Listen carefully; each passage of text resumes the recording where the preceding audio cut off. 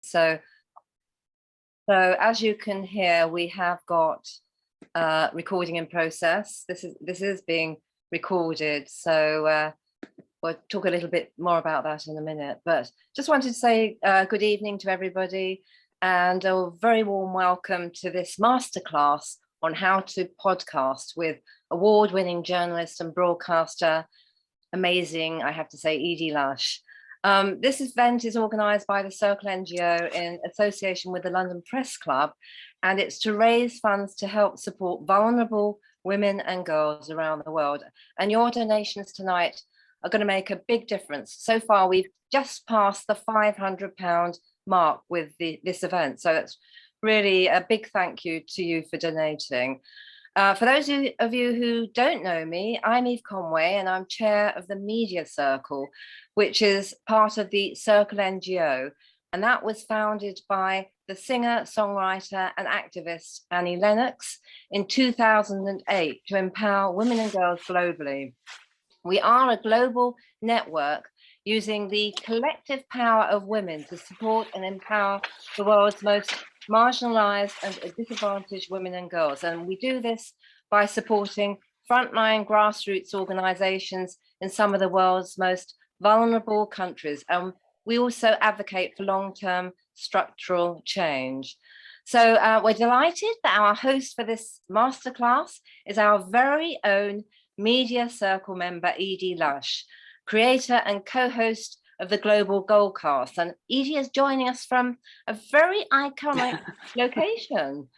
So exactly. I'm in the Guildhall, and I apologize, I'm trying to get the lighting right, but I'm not even sure how many centuries old this room is, but I've been emceeing on stage today, and they very kindly gave me this cavernous room to be with you here. So delighted to be here.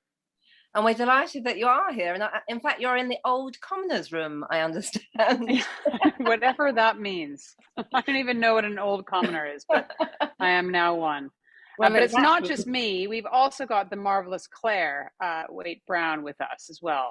We have. And Claire is creator of the, I have to say this word, Creativity Found podcast. And that was winner of the International Women's Podcast Awards in 2021. So pretty impressive. So thank you, Claire, as well for joining us. A quick reminder before we get started, please keep yourselves muted. And you can also pop any questions you have into chat. Also, as I mentioned, this is being recorded and it will be made available for a week after today for those of you who've attended tonight. So with all that, I think it's over now to Edie, and I'm looking forward to the masterclass. So over to you. Great, thank you so much. Thank you very much, Eve. Delighted to be here and delighted to support the Circle. And in fact, the reason I was introduced to the Circle is I interviewed Annie for Global Goals Cast and was so intrigued by all of the work that the Circle was doing that I then became a member, and then the rest is history. So I'm delighted to be here with you guys tonight and really happy to support the work that the Circle does. So let me tell you what this class is about and what the next class is about. If any of you have any questions that don't fall into the two buckets of what each class is, just put your question in the chat, and between Claire and myself, we will try to answer them. This one is really about what is your podcast? So if you're wherever you are in your podcast journey, what's the format? Is it a highly produced kind of podcast, or is it a great conversation, a really good, deep interview? What's the story you're trying to tell? If you're thinking that you might have not just you, but some other folks involved, who are those people? What are the different team roles that you can have? Should you use scripts, or should it just be completely spontaneous? How often should you produce your podcast? So this is really all about defining, refining the core concepts of the show. And the next one is about once you've done it, once you've made your podcast, how do you get people to listen to it? So should you have show notes? How should you launch? What kind of things should you do when you launch? what should you be doing with social media? Where should you be on social media? Should you partner with other shows? What else can you do to make sure that other people are listening to the brilliant thing that you have created? So that's what the 2 sessions are. Pop your questions in the chat whenever they occur. We'll come to them as and when. And if I've forgotten or Claire has forgotten to answer a question, then do put your hand up, and I think Eve or Sangeeta will send us a little push that we need to come to you. So why don't we start with introductions? I've spoken for enough. Claire, why don't you tell us about yourself and tell us about your podcast? Why are you making it? What is it about? What made you start it? Yes, brilliant. Thank you. Yeah, my podcast is called Creativity Found, as Eve mentioned. And what I do is I chat with artists and crafters, all sorts of disciplines, who have found or refound their creative passion later in life as adults. So it's born out of something that I was experiencing when I was hosting drama and singing classes for adults. I was finding a lot of grown-ups I was speaking to, I can't do that. I didn't do the creative thing when I was being sensible and bringing up a family or having a job or whatever because of societal pressures or various reasons. So I just started reaching out to people and talking to people about those barriers and how they've overcome them and how great their lives are and how enriched their lives are now that they've allowed creativity back into them. I love it. Fantastic. So let me tell you about the Global Goals Cast. It is a podcast which I started with my co-host. I met her in Davos about 6 years ago.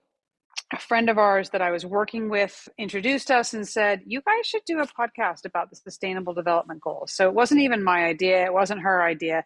She was, at the time, she was advisor to the Secretary General about the Sustainable Development Goals. She'd spent her life working in humanitarian issues within development. She'd been part of the team that helped to market the Sustainable Development Goals when they first came out in 2015. And we started, I think, in about 2017.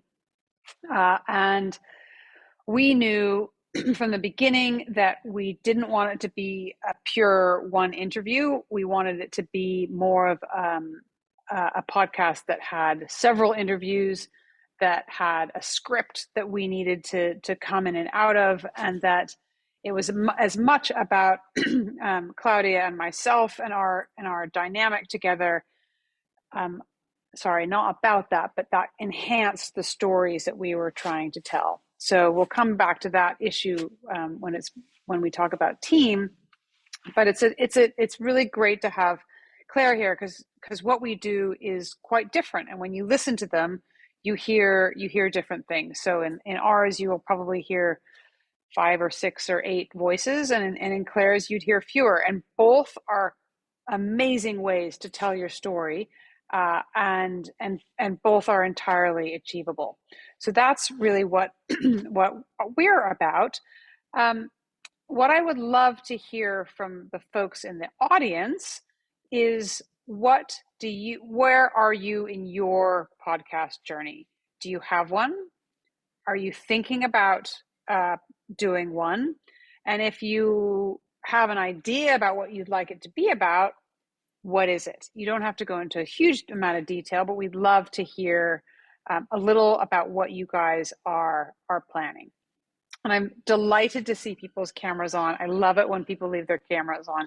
If you can, please do. If it's not possible, don't worry about it. But I always love to see people.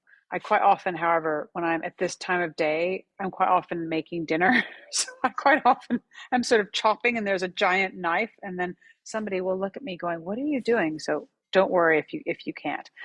So I'd love to hear, Claire, what was the moment when you thought, right, I've got to do this? What was the inspiration for you to start? Yeah, for me, I love that someone like myself without media experience and without media contacts can get in front of my Mac, do a bit of editing myself, and actually produce something that other people can hear. I really love that element of podcasting, that independent people can produce something relatively easy. It takes time and it takes effort, but it can be done from this room, for example. I am usually in this room with a microphone and a guest, or I'm in this room editing. And starting a podcast wasn't something that had been on my radar at all until I then came up with the idea of Creativity Found, that I wanted to tell those stories. And of course, podcasting is a way that anybody can do that. Thank you. So we have Anne so far, who's chatted that she just wanted to find out about creating a podcast. So we're delighted. But if there's any other folks who have an idea about what they want it to be about, we would love to hear. One exercise that can be really useful if you are thinking about creating a podcast is to write down what it is, what this podcast is, in 10 words or less. And it's something that I didn't do, but once I heard about this, I thought, well, that really would have been a great idea. So I don't know, Claire, if you did that, or if you had to describe your podcast in 10 words or less, what it would be. Yeah, I mean, it's what I actually described it with at the beginning of this piece, and it's a very useful thing to have. And I say it all the time. I'm often in networking groups, on Clubhouse rooms, things like that. And you've got to introduce yourself and you've got to get there straight away. So it is Creativity Found is the podcast in which I chat with people who have found or refound their creativity as adults. I haven't counted the words, Edie, but that's pretty good. I'd love to know if anyone in the audience, and maybe the folks that I can see, can you raise your hand if you're thinking about doing a podcast? Okay. Oh, okay. We've got Olwen, and we've got Clive, and Eve. Good. And Sangeeta. Good. All right. Well, Clive, what are you thinking your podcast is going to be about? Well, Edie, to be honest, I don't really know. I love posting views on different social media, and I thought perhaps a podcast would give me an opportunity, don't wish to sound arrogant, but to put some more views out there and to get discussions going and to get opinions back from other people, and so I could develop different ideas as we went along. I know that's pretty vague, but this is something new to me, and I thought I always like something new, so let's see what we can do with this. Good. Do you have any idea what you'd like to speak to people about? I tend to speak about current affairs. Current affairs. Okay. Yeah. And any current affair in particular at the moment? Well, at the moment, but I'll keep away from that. At the moment, I'm actually a candidate for the local elections in May, but I'm not going to use that one unless I confine it just to the party websites. I don't want it to. I'm not going to spread that generally. But, okay. Yeah. All right. Olwen, what about you? Have I said your name correctly? Yeah. So very briefly, over lockdown, I was considering how people got to the point of being committed to social justice issues and started talking with people about that.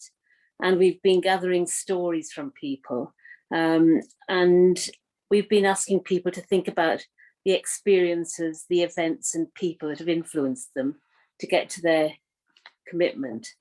And we've got a lot of interest and a lot of people saying this is a really good idea, but not quite sure how to launch it or create it, and certainly haven't got the technical skills.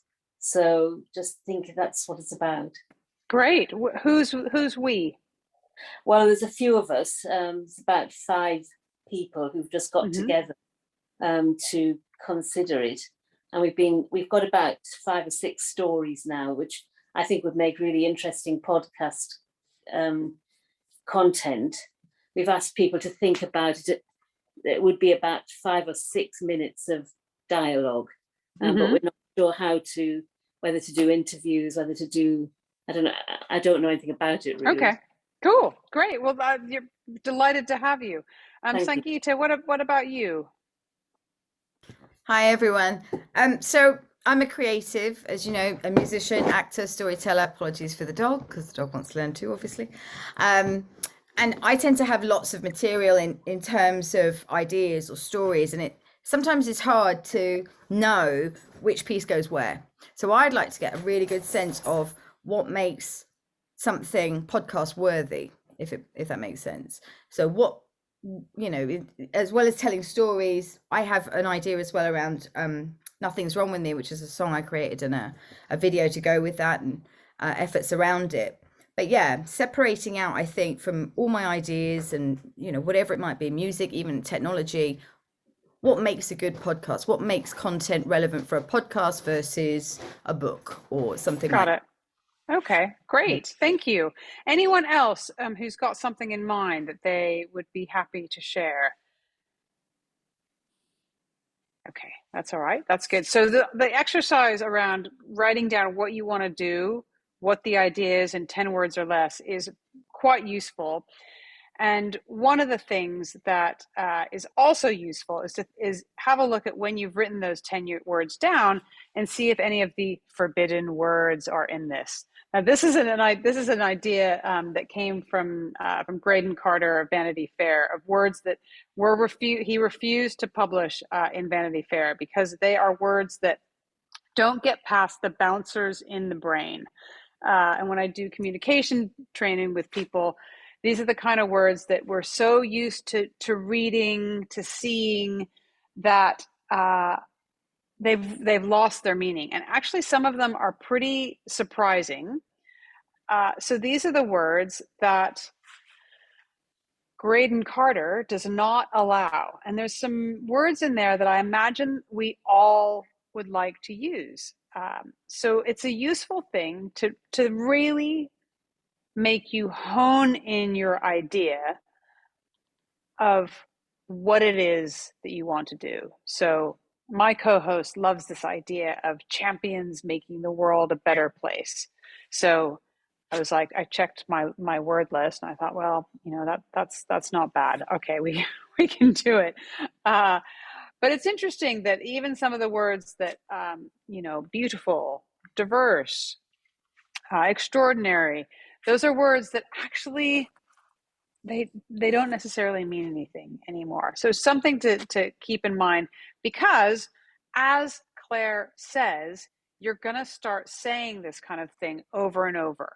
And if other people's eyes glaze over and you're not getting through and they don't ask you the next question, you might be using one of these words, or you might want to try a different way to say it. So that is that. So the next idea that we want to talk about is this idea of your audience and who is your audience. And I know that this is not Claire's favorite topic, but I'd love to hear from her, first of all, on who she thought her audience was going to be, and maybe who she discovered who it is now. Claire. Yeah, sure. I think my audience, I was imagining, were much like my guests. So, and then there is an element of that, but it isn't only that, I've since found. So I'm thinking these are perhaps people who have something missing and they want to hear the stories of other people who have been brave, you know, trying new things, doing something, and you might not be good at it, and not worrying about that. It's an adult thing that we all expect to be good at something straight away. So it's breaking down those barriers. So that's what I was imagining my audience would be. I'm just 50, so I'm thinking, you know, midlife. And that is what I have, and that is, there are people who have creative feelings as well, but there's also lots of, I've since found, and this is wonderful, my very good friends teenage daughter who's just gone to university to do costume design. She absolutely loves it. And so there is that creative thing, but also it's just because it's a nice, interesting story. And I know you're going to talk about time and things, but the setup for this makes it quite easy, I think, to listen to when you're walking the dog or driving the car. That kind of, it's easy and light. It's not always very, very easy. There are some quite sad stories, but it's succinct. So it's kind of entertaining. Well, why don't you tell us what the structure is? That would be useful to hear. Yeah, so it does follow a very similar structure, and I'm a very organised person. I also edit books as a living, so editing audio I'm quite finicky. And the way we talk is they're the same questions, but not exactly the same, depending on the story. I will speak to my guests beforehand. I don't record straight away. I have a chat, and I really need to understand their stories. And I use a recording of that chat to come back and make some questions. The questions don't have to be set. They don't, they're not set in stone. They can change. So we will start with, what is it? What's your new creative thing that you do now and you love? What was your creative experience like at school, at home, when you were young? Then we tend to go on with the story, how that went into further education. And that all depends on what the story is. So we go through the middly bit where creativity wasn't a good, it wasn't there. And then what was that catalyst that allowed you to come back to it, which sometimes can be quite heavy, what that catalyst was. And then we get to the lovely happy ending and how this is enriching your life now. So it does follow that arc. Can you tell us what a heavy moment has been? Oh, crikey. Okay, well, we've had heart attacks. Wow. I've had actually the episode that won me my award, the lady was in Lockerbie, and she described some very horrific scenes. And in the episode itself, even though we'd talked about it before, we knew what was going to happen. By re-speaking it, she got very emotional. We've had sexual assaults, all sorts. My goodness. Thank you for sharing that. I'll tell you what the structure of ours is. We have, it's pretty laid out. So at the way that we do it is I usually do 3 or 4 interviews. We cut those interviews up into parts that we like, and then we'll script some script around it. And then we take the best 3 or 4 quotations from sound bites from the episode, and we put those at the top. So that we call our cold open. So that's all at the top. And then there is, if we have a sponsor for the episode, then we have an introduction from Claudia and me. We have a little clip from the sponsor. And then we go into the topic. And then we have scripted conversation, which then we kind of riff off of. We don't read exactly from it. We'll have a sponsor insert in the middle. And at the end, we have another sponsor mention if we have a second sponsor. And we always do something called facts and actions. So we give people 3 facts to take away from whatever the episode is that we're talking about. And then 3 actions that they can take if they have been inspired and they want to go and do something with. So that's our structure that we generally stick to. We switched over COVID because we partnered with David Nabarro, who's the WHO's special advisor on COVID-19. We did a different kind of thing with him because we took his live briefings and made a podcast about it. But in general, that's sort of what we do. I bring up the idea of audience because when we started, we thought it was going to be listened to by kind of middle level executives within companies that really cared about sustainability. So this was 2017, 2018, when I said, yeah, I have a podcast about the Sustainable Development Goals, and people thought it was a sexually transmitted disease. So I really had to explain what what it was. And the only people that really got it were people who were within companies, places like Unilever, places like MasterCard. But it turns out that we were entirely wrong. And those were not the people that listened. And those are not the people who are in the audience. We have a few of them. They happen to be the sponsors, but actually the people that do listen to it, and I think I have a screen here to show you, the people that do listen to it are these people. So I mentioned the facts and actions at the end of each podcast, and this guy up in the top left corner, his name is Jason. He was listening to the podcast sitting on the end of his hospital bed, and we've done a 2-part series about Robert and Barney Swan, a father and son team who walked to the South Pole solely relying on renewable energy. And their message to the world was, if we can go to the harshest place on earth relying on renewable energy, we can all make some important changes in our lives. And in the end, in the facts and actions section, we said, if you've been inspired by this story and you also would like to go to a poll with the Swans, you can apply to become part of their leadership program, and you might and you can go to the North Pole, and that's happening in 6 months' time. So Jason was sitting on the edge of his hospital bed. He had just been diagnosed with MS, and his doctor said, listen, if there's anything that you really want to do that's particularly active, now's the time. Go and do it. And I mean, it was incredibly serendipitous. He applied to go to the Swans program. He got in.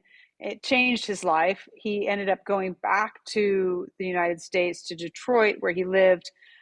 He started an NGO for people with disabilities who wanted to get involved in climate change.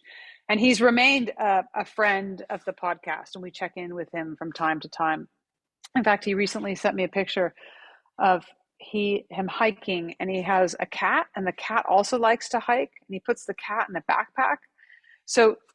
But I tell you that level of detail because the more you know about your audience, the more you have them in mind when you are doing the podcast. Because you are not doing this for yourself to just chat. You're doing it for somebody to listen. So I literally have in my mind, if I were Jason walking with my cat in my backpack and I had my earbuds in, would I want to listen to this? Is this interesting? The other person that's on here is Jade.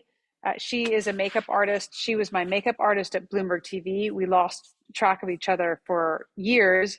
And then she contacted me after I started podcasting saying, I'm listening. And not only am I listening, but my daughter is listening. And we listen as we're driving back from when she's been rowing from in Henley. And we talk about some of the things that are in your podcast. So I have her in my mind. And then the final person I have in my mind is Amal up on the right-hand side. And he's a very recent audience member. And in fact, I interviewed him. He came to us through our partner, One Young World. He's a young fellow from the east part of India. And we did a podcast on the optimism of youth. And he was one of the folks that I interviewed. And he said, well, this is great that One Young World put me in touch with you because actually I've been listening to the podcast since you started. So I say all this and I have their pictures up here because it's a really useful exercise. We didn't do this at the beginning because we just thought, oh yeah, we know who they are. But actually, it's a useful thing after you put out a couple of podcasts to find out who is listening. And don't ask your friends. Don't ask the people that you're forcing to listen.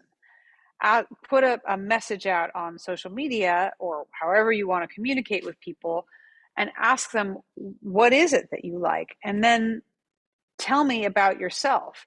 So the more you know about them, the more you can think, God, is this relevant? Is this relevant for somebody who's, driving her kid to row on the, in Henley? Is this relevant for a young guy in India who's working his tail off to try to get into university in the UK on scholarship.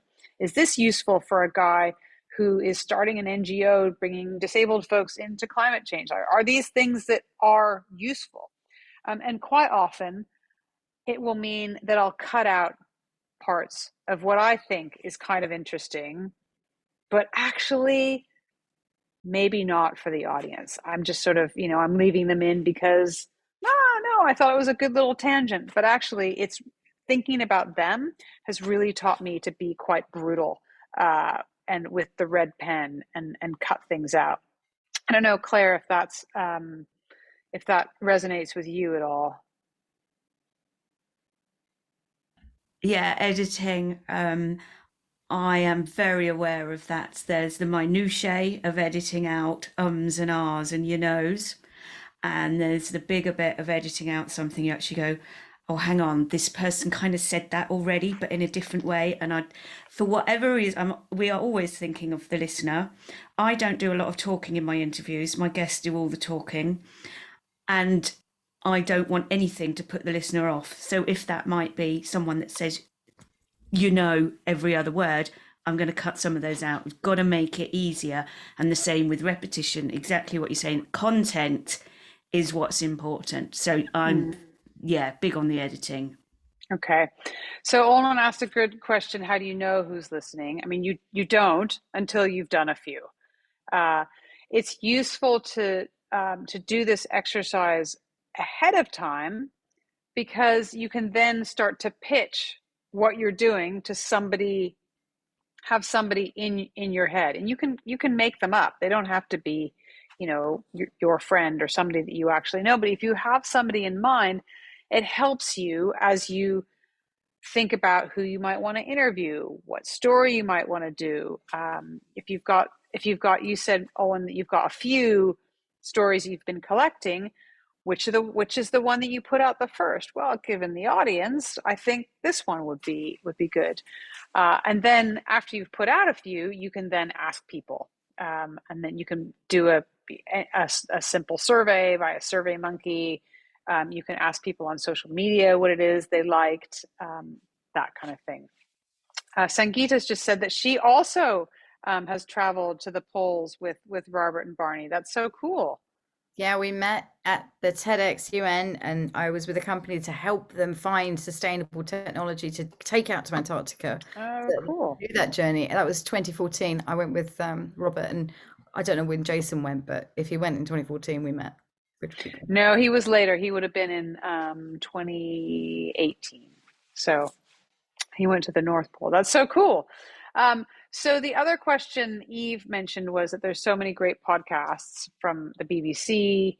How do you make your podcast stand out and grab attention? Well, that's what all this is about. I would listen to the end of one of those podcasts and listen to how many people are involved.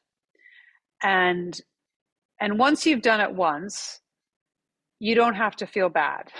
Because whenever I'm feeling cross or sort of challenged by, because sometimes it is really hard, the guests you need to change, you didn't get a great interview, it's hard. And then I go and listen to the daily podcast, which is the New York Times podcast. And I'll listen all the way through to the end. And I'll listen to the literally 40 names that they have listed to work on one podcast. And then I think, okay, I mean, there's 3 or 4 of us doing this. We're doing just fine. So you have to start somewhere, and you have to take off a small chunk.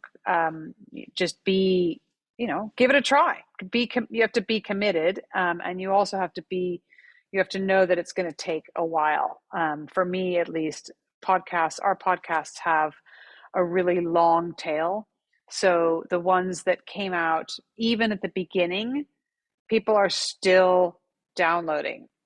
And that's what I find so extraordinary. When I look at the statistics, the new one that we just put out got lots of downloads, but so did the one from 6 months ago, and so did the one from 2 years ago. And that's actually what's so cool about podcasts is that people come to you through different journeys. They might be searching for the name of a specific guest that they're interested in, and your podcast comes up, and that's how they discover you. They might see you post the latest one, and then they might go back and listen to other ones. So that's what, have you found that as well, Claire? Yeah, I absolutely love that about it because I don't know if you're aware, Olwyn, but you can see the numbers that each episode, the number of downloads it has. And so while you're not seeing who those people are, like Edie says, my ones from the very end of 2020 when I started, their numbers are much bigger. And as people come because they want to hear from this one guest, saying, oh, this is a good show, I'll go and listen to some of the others. So it is lovely that it's there forever, and those stories are going to be there forever, and they're going to be found at the weirdest times by the most unexpected means. It's constant kind of keeping the word out there and just keeping the flow going. So the other thing that I always think about, because my editor is an ex newspaper person, he worked at the New York Times, he worked at NPR, he worked at AP News, and he always tells the story about the Kansas City milkman. I don't know if there's any folks who've been in newspapers who've heard this story before, but the idea is that, and this is so old, but the idea is that you should be speaking in language that the Kansas City milkman wants to hear. I guess it's what used to be the person on the Clapham omnibus or whatever. When I do communication training, I always remember back to Bloomberg TV when they said, speak to Aunt Edna, who's worried about her pension, at the same time that you're speaking to the head of PIMCO, the biggest bond fund in the world. And that is another way to sort of treat your audience really gently.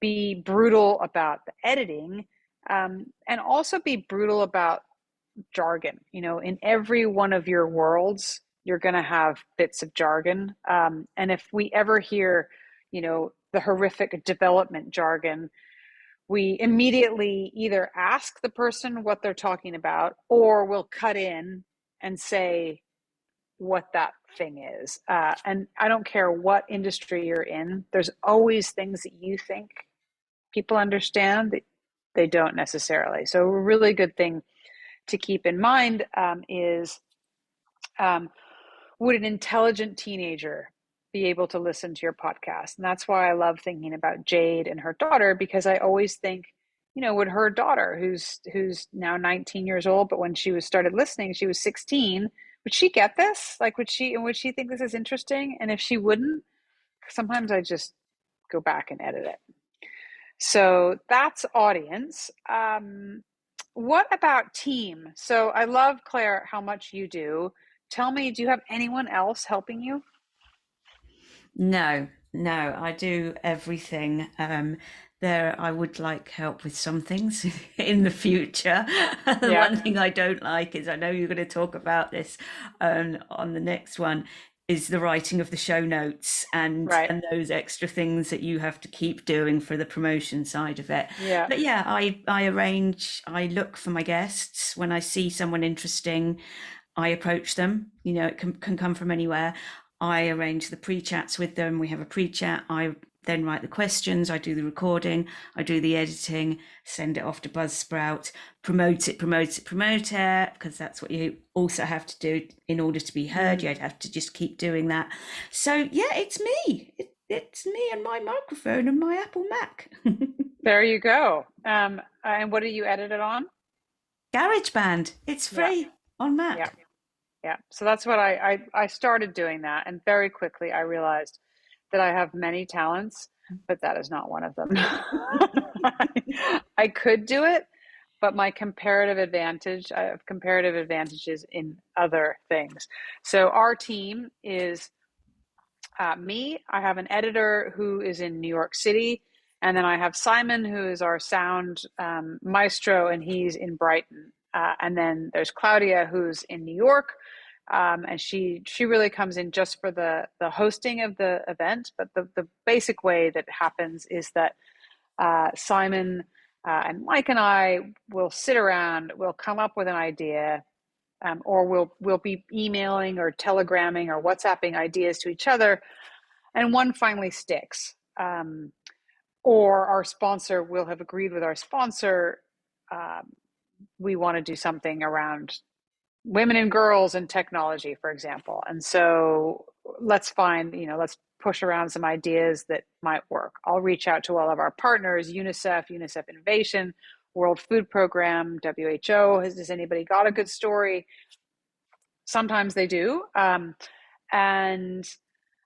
then we'll start interviewing. And you usually have one sort of expert type person. And then we always try to get a story from the ground. So that's what we're doing, is we're digging. I do the interviews. Sometimes I have to do more than one interview because I don't ask all the right questions, or we get to the editing and we realize that actually the story that we want to tell is deeper and it requires another interview. And that's actually really exciting, because you know then that you're on to something, that you actually need to go back and speak to somebody again. So I do the interviews, and then we cut them up, and then the three of us will separately listen and see what we like. And then from that point, we'll write a script. And at that point, then Claudia comes in, we then record it, and then Simon goes and edits it, and adds a lot of music. So we have a partnership with Universal Production Music. So they've very kindly given us their music in exchange for a guest once a season on the show. And that for me is a really special moment, because he's brilliant with music, and he's able to add a kind of emotional content that I think our podcast wouldn't have without it. And then I have a little bit of help on social media from somebody who helps design a social tile. And then it sort of goes out. So that is that. Any questions on that? Any thoughts or questions on that? Okay, good. And then, so tell us about what your process is. How often do you do your podcast, Claire? How regular is it, and how long is it? Okay, so the episodes are usually around 35 minutes, give or take.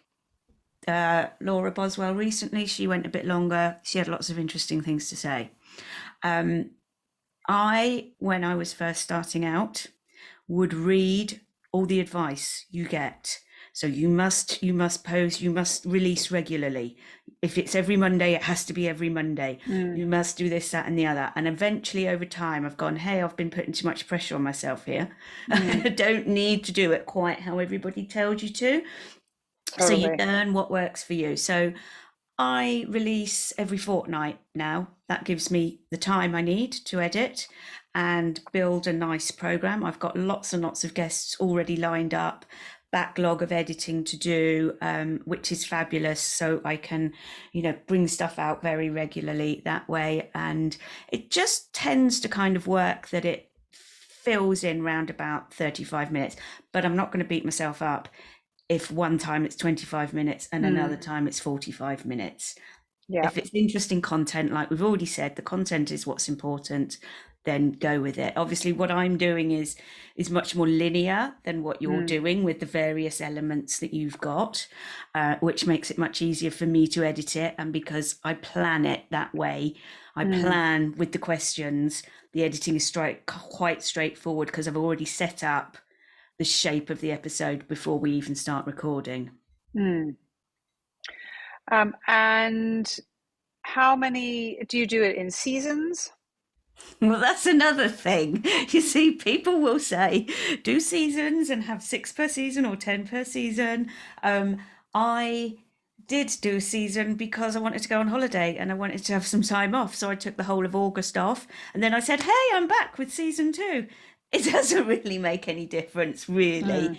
I mean, I do list them, you know, like Julie Carrot Dalton, she's season 3, episode 4. You know, when you're promoting them months Yeah. and months later, you're going back to someone. But again, I do not beat myself up about having regular seasons. Yeah. For us, we found seasons were useful to sell to sponsors. So you could, if you know, you can have 2 or 3 episodes of this season. That's how we did it, and we tend to have 8 episodes per season. Not always. Sometimes we have a bit more, but that's generally why we've done it. And we also found that for one of our sponsors, for MasterCard, they wanted to have we sold things alongside the podcast. So we sold an event, and they wanted to have an event at different times in the year. So they wanted to have an event at the UN General Assembly. They wanted to have an event in Davos, and they wanted to have an event in Cannes. So we organized our seasons so that we had each season also could incorporate an event. You know, if you don't need to do it if you don't want to. And there's lots of podcasts. I mean, my first ever podcast that I loved, Reply All, has no seasons, and it's hugely successful. And it doesn't really, you know, make much of a difference. I wonder, Olwen, I'd love to hear just from you about what the team that you're thinking about, the folks that are involved with your podcast. Who are they? What kind of roles do you think different people might have? And anyone else who'd like to share as well? Well, I mean, so far, the sort of people that we've got on board, there's people who are just interested. But we've also got a young woman who has started doing some editing for us. She doesn't know what she's doing. She's learning as she goes along. We've got a singer-songwriter who's offered her music, which we might be able to, which I'd love to use. We've got, I have asked for some students who might be interested in putting the technical bit together, but we haven't had a lot of response. I think they're quite frightened by it. So yeah, that's the sort of team we were thinking of. Sounds good. We've had interns before, or volunteers actually, who have come on, and sometimes it's a nice thing. We've had people come on for about 3 months from different universities, graduate schools. Sometimes they'll want to get involved in just a particular aspect, and as long as we haven't asked too much of them and been grateful and written them a nice letter at the end, students have been, you know, we've had some really amazing help. Sometimes it doesn't work with the first university that you approach. Sometimes you need to go to different ones. Sorry, I interrupted somebody.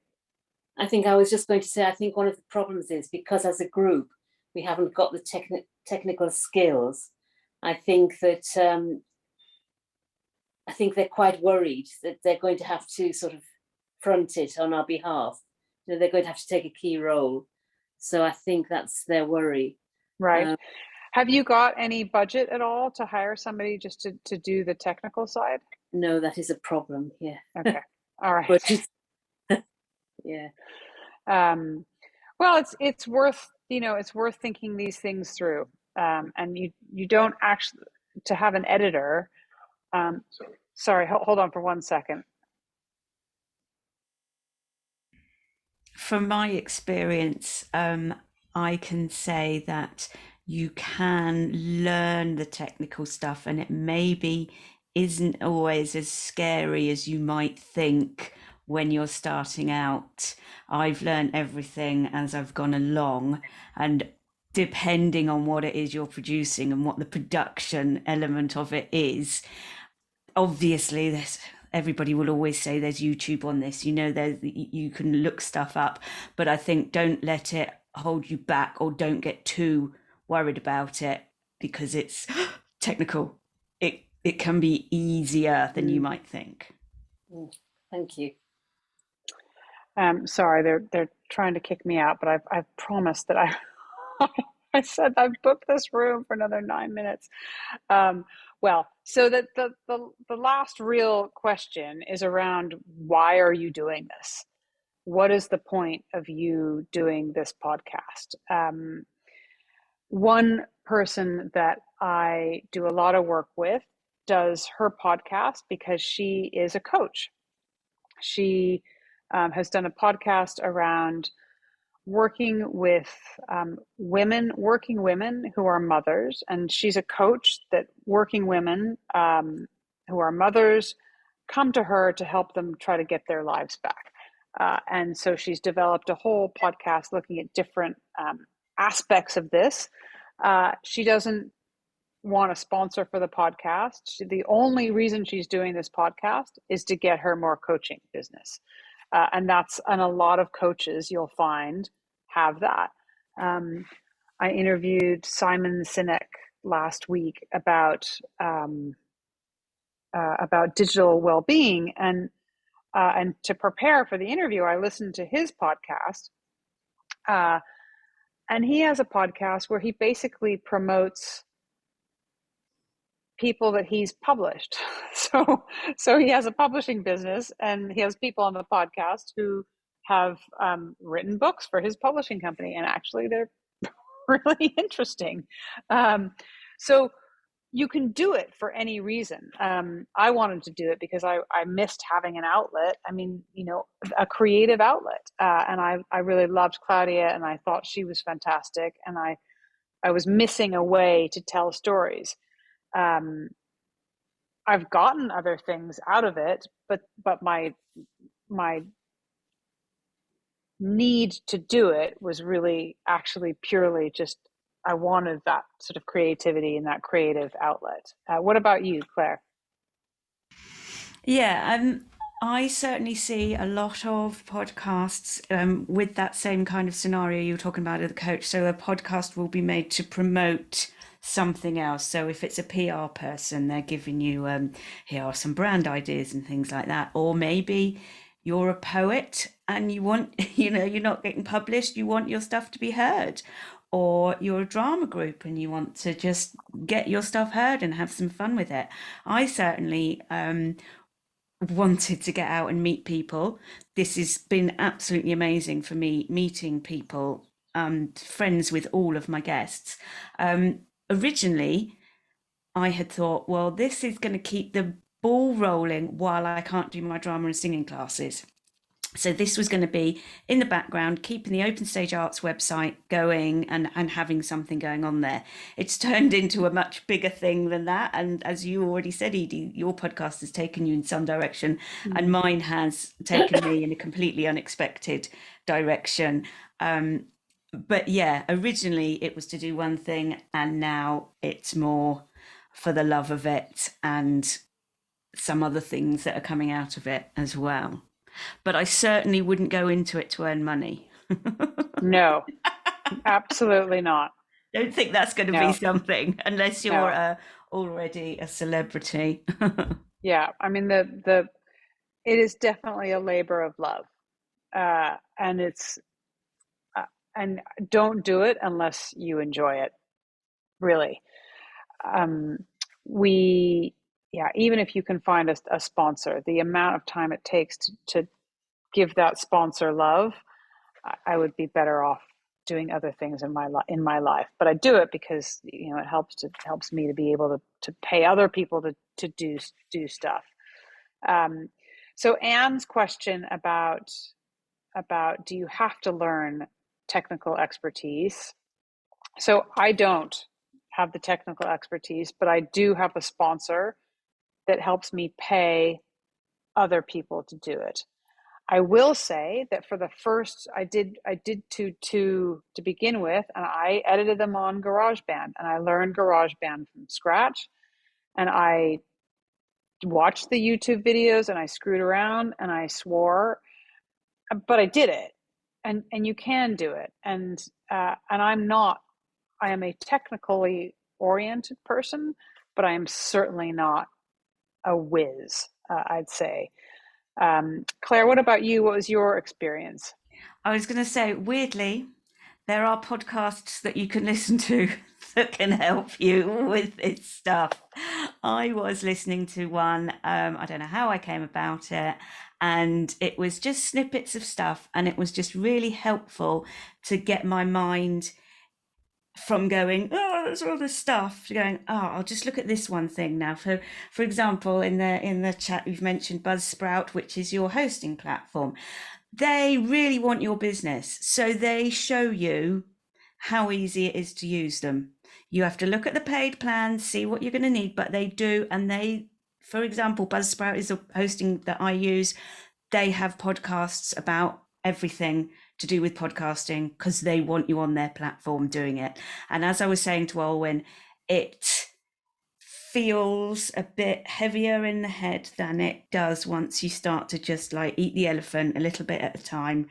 You don't have to be in a studio. You can do if you wish.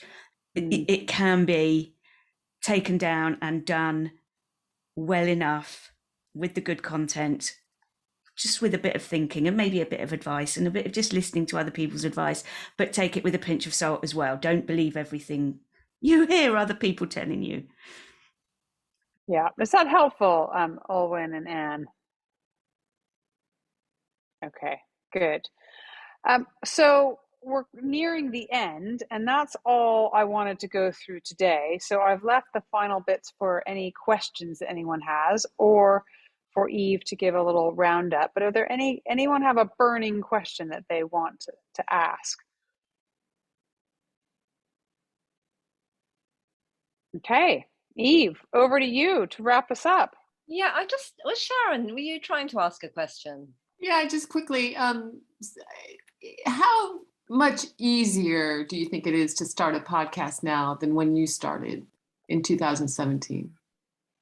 I think it's hugely easier. I mean, I think that I don't think that Buzzsprout even existed, and now that's the podcasting platform that most people I know who are starting podcasts will use because they are making it so easy for you. It kind of depends on what. Do you have an idea about what you'd want to do, Sharon? Very vague, but I guess my curiosity in attending is to see, is it really easy? It looks so easy. I listen to so many, including yours. I'm a big fan, and it just looks easy. But so tonight, my question was, is it really, can anybody do this? I mean, anyone can do it. I would not say that it's not hard, and I'm bored of the word resilience because I don't think I can listen to anyone say it any longer. But there is a certain amount of grind. There's a certain amount of things that you do have to do to make it happen, whether that's if you're doing the editing yourself or if you're chasing the guests to get them, on air and get them set up and make sure that their sound is good. And I mean, there's a certain amount of stuff that you have to do in order to make it listenable and good, but none of this is rocket science. I mean, really. So you absolutely can do it. It's time, I think, isn't it? And like you already said about, you've got to love it. You've got to love what you're putting out there and what you're doing. And resilience, you like looking at your downloads, for example, and going, okay, why haven't I got any downloads today? You've got to take it for what you want it to be. And it takes a lot to, I mean, we're going to talk about this next time, but to actually get the listeners, to actually be going out there. You're going all the time, oh, look at me, look at me, look at me, look at my podcast, look at what I'm doing, in order for people to really notice you. So it's those kind of things, isn't it? It's that kind of effort. Yeah, we don't need degrees in this stuff. We just need to keep doing it. And it is doable.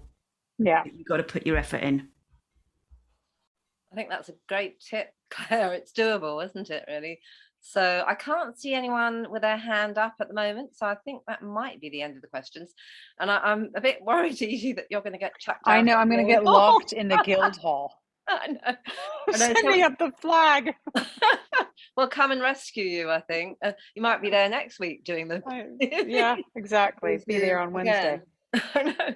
But anyway, thanks ever such a lot, Edie. Excellent masterclass. with Claire, a great double act, and really looking at the different aspects of podcasting, you know, doing it all yourself, Claire, and obviously having a little bit of help, Edie. So very, very useful. And I'd like to say a huge thanks to you both for tonight. Also, I want to thank the London Press Club and the chairman, Doug Wills, for their support. We did have Richard from the London Press Club with us for a little while, so that's really important. So great to have them on board. And we couldn't have done this without Media Circle member Muna, who's hiding behind the circle there, that circle logo there. And she's been fantastic at running this event on Zoom tonight and helping, as well as team members Sangeeta, Eleanor, and also Marilyn from the Oxford Circle. So we do have different circles within the circle. I'd also like to say thanks to Beth, who's with us tonight at the Circle's Communications and Campaigns Lead. And of course, a big thank you to all of you for attending this masterclass. So it's great to see you all. And a big reminder about part 2 of this masterclass, which is called The Launch. And that's on Wednesday. So this Wednesday at 6:45 p.m. So please sign up if you haven't already, and do share it with your networks and on social media. So look forward to seeing you then. Very big thanks to you all. And as I say, good night and farewell, and have a good drive back home to your sofa or the kitchen. So thanks so much. It's been excellent seeing you. Thank you.